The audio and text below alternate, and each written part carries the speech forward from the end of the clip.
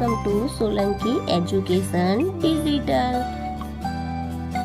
ચાલો આજે આપણે શીખીશું ધોરણ 5 ગણિત ગમ્મત સ્વાધ્યાય પોથી લેસન નંબર 10 10મો અને 100મો ભાગ. બીજાનો 1 મિલીમીટરમાં રૂપાંતર કરો. એટલે અહીંયા લખીશું આપણે સેન્ટીમીટર બરાબર કેટલા આવશે 10. એટલે આપણે અહીંયા લખીશું 0.5. હવે પોઈન્ટ છે, આ પોઈન્ટ આપણે કાઢવો હોય તો આપણે શું લખવાનું 5 ને પોઈન્ટ પછી કેટલી સંખ્યા છે 1. એટલે અહીંયા પોઈન્ટ કાઢીશું એટલે આ રીતે આવશે ને 10 સેન્ટીમીટર. એટલે આ 10 ગયા, આ 10 ગયા, એટલે આવ્યા 5 મિલીમીટર. 0.9 તો 0.9 ને આપણે પોઈન્ટ કાઢવો હોય તો 9 લખીશું ને પોઈન્ટ પછી કેટલી સંખ્યા છે 1. એટલે 10 ગુણ્યા 10 એટલે આ 10 ગયા, આ 10 ગયા, એટલે 9 મિલીમીટર. તો 8 સેન્ટીમીટર. અહીંયા પોઈન્ટ નથી એટલે 8 લખીશું ને 10 સેન્ટીમીટર એટલે 8 દાન 80 મિલીમીટર. હવે છે 10 એટલે 10 ને સેન્ટીમીટર કેટલા આવે 10 એટલે 10 10 100 મિલીમીટર. પૂછે બીજું સેન્ટીમીટરમાં રૂપાંતર કરો. આ મિલીમીટર ને સેન્ટીમીટર એટલે સેન્ટીમીટર એટલે કેટલા આવશે 10. હવે અહીંયા શું થશે ભાગાકાર. આપણે સેન્ટીમીટર ને મિલીમીટરમાં ફેરવવાનું છે એટલે અહીંયા કેવી રીતના લખીશું આપણે 2/10. એટલે જો 1 એટલે આ એક સંખ્યા છે એટલે કાપવાનું કેટલું 1 ને પછી કશું નથી એટલે 0 એટલે 0.2 સેન્ટીમીટર. પછી 7 તો 7 અહીંયા લખીશું 7 ના છેદમાં આપણે કેટલા લખીશું 10 સેન્ટીમીટર છે ને એટલે તો અહીંયા એક મીંડું છે. આ એક સંખ્યા નહીં ગણવાની પણ આપણે મીંડું ગણીશું. તો આ મીંડું છે એટલે 7 છે તો કેટલા આવશે 7 એટલે 1 ને પોઈન્ટ પછી 0 એટલે 0.7 સેન્ટીમીટર.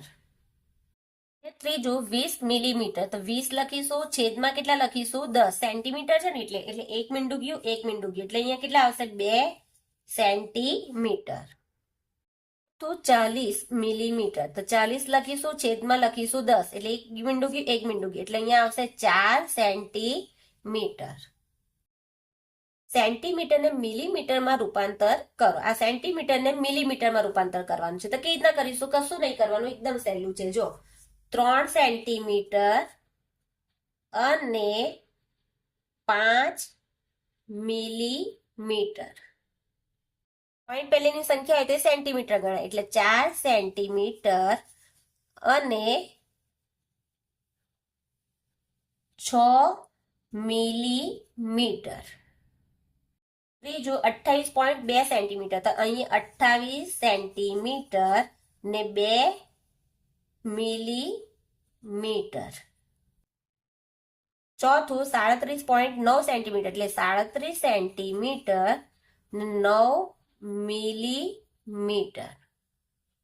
હવે છે ચોથું સેન્ટીમીટરમાં રૂપાંતર કરો. કોને? મીટરને. મીટર એટલે કેટલા આવશે? મીટર બરાબર 100. આટલું યાદ રાખજો કે સેન્ટીમીટર હોય તો 10, મીટર હોય તો 100. તો અહીંયા જો પહેલો દાખલો 3 મીટર તો 3 ને મીટરને સેન્ટીમીટરમાં ફેરવવાનું છે એટલે કેટલા આવશે 100 એટલે કેટલા આવશે 300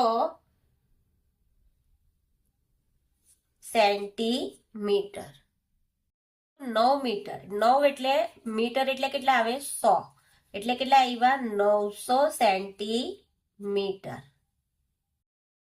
ત્રીજું 14 મીટર એટલે કેટલા આવશે 100 એટલે 14 ગુણ્યા 100 એટલે 14 લખવાના અને પાછળ 2 મીંડા લખી દેવાના તો 1400 સેન્ટીમીટર. પછી ચોથું 26 મીટર એટલે 26 લખવાના, મીટર એટલે કેટલા કહેવાય 100 વડે ગુણી નાખવાના એટલે કેટલા આવશે 26 લખવાના અને 2 મીંડા ઉમેરી દેવાના એટલે 2600 સેન્ટીમીટર. પાંચમું મીટરમાં રૂપાંતર કરો. મીટર એટલે કેટલા કહેવાશે 100. 1 મીટર બરાબર 100. એટલે અહીંયા જો સેન્ટીમીટર ને મીટરમાં રૂપાંતર કરવાનું હોય તો શું થશે ભાગાકાર એટલે 600 છેદમાં મીટર કેટલા આવશે 100 એટલે આ 2 મીંડા ગયા, આ 2 મીંડા ગયા એટલે કેટલા આવ્યા 6 મીટર. 900 તો અહીંયા 900 ભાગ્યા 100 છેદમાં એટલે 2 મીંડા ગયા, 2 મીંડા ગયા એટલે કેટલા આવ્યા 9 મીટર. ત્રીજું 1000 સેન્ટીમીટર, તો 1000 છેદમાં મીટર એટલે 2 મીંડા ગયા 2 મીંડા ગયા એટલે કેટલા આવ્યા 10 મીટર.